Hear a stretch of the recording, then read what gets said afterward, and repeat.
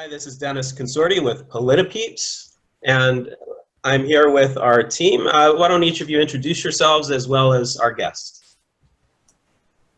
So I'm Siobhan Lynch. I'm a political consultant with Obelisk Gold Strategies.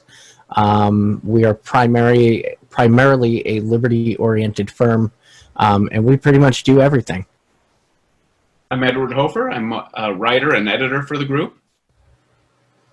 I'm Larry Sharpe, and I'm just some guy. Larry, I hear that you wear your name on your shirt. Can we see that? Of course you may. That is beautiful. It's in case you know who I am. Somewhere I got a bunch of shirts that say Larry Sharpe for governor. That guy was really smart. Yeah, I know, right? And his team, I mean, come on. Amazing, amazing. Now, speaking of smart, we're going to play a little game today. Everybody's been keeping up with what's going on in Hong Kong. And what I'm going to do is just go through a few headlines here to get your reactions. All right? And why don't we just go in order? Maybe we'll start with Trish, followed by Edward, and then Larry for reactions to each of these headlines. So here's the first headline about Hong Kong from CNN. Hong Kong's leader warns the U.S. and other countries not to interfere in protests. Trish, what's your reaction? You know, I kind of have to agree with this. This is something that Hong Kong has to work out for themselves with China. Now, one of the things that, we all, China doesn't exactly have the best human rights history. However, I'm pretty sure that the last thing the U.S. needs is a war with China. That would literally start World War III. Hong Kong, everybody has their eyes on it. I think that, in general, if China moved in and did something really, really bad, I think World War III would start anyway. But right now, it's really something that they have to deal with for themselves. All right. Edward, what's your reaction? 30 seconds. That's a pretty interesting idea. I don't think that anyone's all that interested in interfering. Now, everybody's giving their opinion. But for China to come out and say nobody interfere makes me feel like they kind of got their backs against the wall and they don't know how to get out of it. I don't think the protesters are going to win, but I don't know how Beijing's going to really win either. I think it's just going to continue to be this long kind of festering problem without much of a resolution. All right. And Larry, what's your reaction to this headline? China's government's warning is simply a way of them validating their bad behavior. So if someone does step in, they can fight back and say, see, we warned you. That's all that is. In reality, Hong Kong's in trouble. It's part of China. They're not going to win. China's going to win eventually. It's a matter of time. Hong Kong was screwed the second that the Brits decided they were going to agree and give it back. The game was over. Many of them believe it's not over. It's already over. Fighting this is a waste of our time and energy. Good luck to Hong Kong. I hope what happens spurs other parts of the country, and I hope China becomes better for it in the future. That's all I can hope. All right, that brings us to our next headline from The Atlantic, which is The End of Hong Kong as We Know It. The end of Hong Kong as we know it. Trish, what's your take? I almost have to agree going on, what's been said so far. Hong Kong sort of existed in this, sort of free economic zone. I can't remember the exact wording, but, free economic zone status because it was such an economic center. But with this and the reactions to it, I think that, Hong Kong is going to suffer because of it, and it's not going to be the same area or city or country that it was before. And it's largely going to be because the Chinese will react badly to this. Got it. And Edward, what do you think? It's pretty interesting. I think the headline could apply just about any time to any city. The end of everything as we know it all the time. We're constantly changing. Now, I think Hong Kong is in for a rough time, but a lot of the protesters have snuck across the border from the mainland. So I think Hong Kong is kind of the voice of China right now. So if it does get subsumed into the mainland and they crack down really hard, they're basically just bringing all of these ideas in closer to their chest. So 20, 30 years down the line, I think Hong Kong may be responsible for transforming China. But right now, Hong Kong is kind of in a bad spot. The people in Hong Kong are not going to win this, but they might sow the seeds for future change. All right. And Larry, the end of Hong Kong as we know it, what's your take? Yeah, I think that's true. But I think Ed is right on the money. While the end of Hong Kong as we know it's true, this should hopefully spread to other parts of China. And it should also be the end of China in the long run as we know it, right? Everything should change. Sadly, it looks like Hong Kong will probably be a martyr state for the rest of China. Interesting. All right, this next one is going to be kind of fun. It's from the New York Times. She's a Hong Kong protester. Her husband is a cop. It's complicated. Trish, what do you think? So, wow.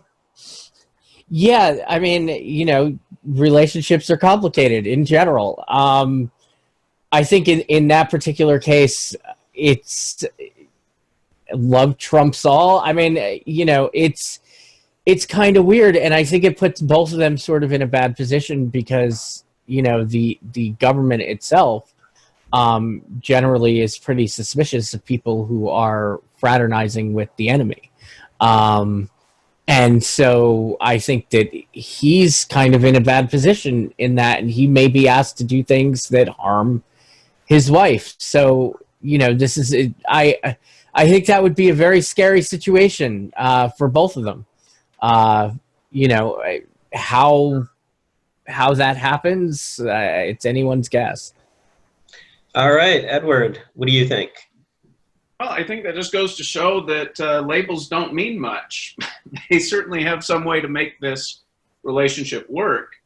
And I think it's good. I think that's actually a good sign, because if you've got a cop and a protester living together and they are ostensibly on opposite sides of the fence, then it's an illustration that even though there's this tension, hopefully they can make their relationship work. And if they can make their relationship work, then maybe China and Hong Kong can make their relationship work without unnecessary suffering. Okay, and Larry, let's wrap it up. She's a Hong Kong protester. Her husband's a cop. It's complicated. It's a good thing, because the reality of it is governments need people in uniform to enforce their will upon the people. They require them. So once the people in uniform decide, you know what, I'm not so sure about this, which hopefully this will happen, then all of a sudden the will may begin to go away, right? One of the reasons or issues we had back in 1989, doing Tiananmen Square in China. I happened to be off the coast of China at the time, off the coast of Korea, and they had actually decided to stop us, slow us down, because we thought that Tiananmen Square might become a massive revolution. Obviously it didn't, but at that point we didn't know. So as Marines, we were actually off the coast waiting in case we had to go in, get Americans out, right, and get them out and evac them out of China. So we actually held our fleet just sitting out there waiting to see what happened. And we were told later on, I don't know if this is true, but here's what we were told. We were told that the Chinese didn't react right away because many of the people locally were afraid that local Chinese units wouldn't act. So they had to go out and get foreign units to come in to suppress the oppressors. The idea was they took Mongolians, because Mongolians wouldn't care about Han Chinese, and they would run them over if they had to. That was the concept, and they would shoot them if they had to. So whether that's true or not, I don't know, but the idea is true, that if the people in uniform won't carry out the orders, the government will fail. So the fact that we have people in uniform who might decide not to arrest somebody because it's their wife or brother or sister or cousin, that's a good thing. It's a good sign. All right, let's do two more. Here's the next one from Reuters. Hong Kong protesters boo the Chinese anthem as the leader warns against interference. Hong Kong protesters boo the Chinese anthem as leader warns against interference. Trish. I mean, you know, again, we're kind of seeing an expression of liberty that China doesn't normally sort of express. And booing the anthem is a clear indication that they disapprove of the government. Now, like we said before, I'm pretty sure that in the short term, Hong Kong's going to lose this battle. But I think the expression of liberty that is in that has the potential to sort of spread in a way that, you know, and like I said, Hong Kong's been in this position where they've generally had more liberties. They're not going to give it up that easily. And in this type of a protest, those types of expressions are very poignant. All right, Edward, what are your thoughts? I think this is very interesting, and I think it goes to the heart of the entire protest. The protesters booing the Chinese national anthem is very provocative to Beijing and is inviting a violent crackdown, which I think everybody knows at this point is unlikely to happen. So they're creating this tension, and when Beijing eventually wins the fight with Hong Kong, what the protesters are doing right now could damage China's reputation abroad and invite sanctions and unfavorable trade relations, which could hurt China in the long term. So it's complicated. It's hard to say what the medium range is going to be, but it looks like the protesters are trying to hit Beijing where it hurts the most. All right, Hong Kong protesters boo the Chinese anthem as leaders warn against interference. Larry. It's a big symbol. I mean, it says we don't want to be Chinese, or China is bad. And you don't do that. The Chinese government, for most Chinese, in their hearts represents China, right? It's a very old culture. The government represents that. It's the idea of a heavenly mandate, right? That the heavens decide who rules China. That's still part of their culture, even though every individual Chinese person may not believe that, but it's still part of their culture. So that's why they don't want to boo the anthem or boo anything that's part of the government. This is why it's so poignant, which is why it lands so hard. In certain countries, this wouldn't matter. In this one, it really does, and it's letting them know, hey, we're serious. You know, just because you're China's government doesn't mean you're right. And this is a huge deal in a Confucian society, in a culture that has this past. It's a big deal. All right, last topic. This is from the South China Morning Post, and it reads, forget U.S. trade war in Hong Kong. Pork prices now top China's agenda. Forget the U.S. trade war in Hong Kong. Pork prices now top China's agenda. Trish. So this seems a little complicated to me. I guess, you know, the Chinese eat a lot of pork, so, you know, that would be an issue. If pork prices went up, then they would have, and if it's because of any of this unrest in Hong Kong or trade war with the U.S. or anything like that, I'm not really familiar with what, you know, in what direction pork flows, to be perfectly honest. So I can't make an educated guess here. But if food prices are going up, then that creates hardship for many, many people. And that would be a concern of the Chinese government. All right, Edward, what do you think? I like this headline. I think it's a little more subtle than the other ones, but I think what it shows is that President Xi of China and the government of China actually do care about the people. In places outside of China, it's easy to paint their government as just totalitarian and unfeeling and willing to do whatever's necessary to maintain order. But a headline like this shows that, no, they really do care, and they really do want a good solution. Now, we may disagree with the solution that they want to implement, but the idea that the government there actually does care and wants to come up with a solution that will satisfy everybody gives me hope. Not that they'll find that solution, but that they want to find the solution. Okay, South China Morning Post, forget U.S. trade war in Hong Kong. Pork prices now top China's agenda. Larry, what's your final take? I'm not sure it's that big of a deal, to be forward. look, the Chinese government is okay with oppression, clear. It's okay with making people wait and punishing its population, clear. It's okay with arresting people because they're angry, executions.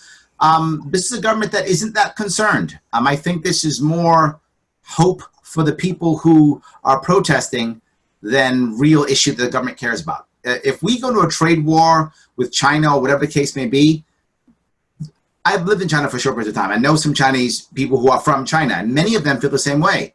We've been here for 5,000 years or whatever the amount of time they've been around. They'll be here for 5,000 more. I'm paraphrasing, obviously, but that's kind of a more of a feeling they have. They're okay putting up with a lot because that's what they do.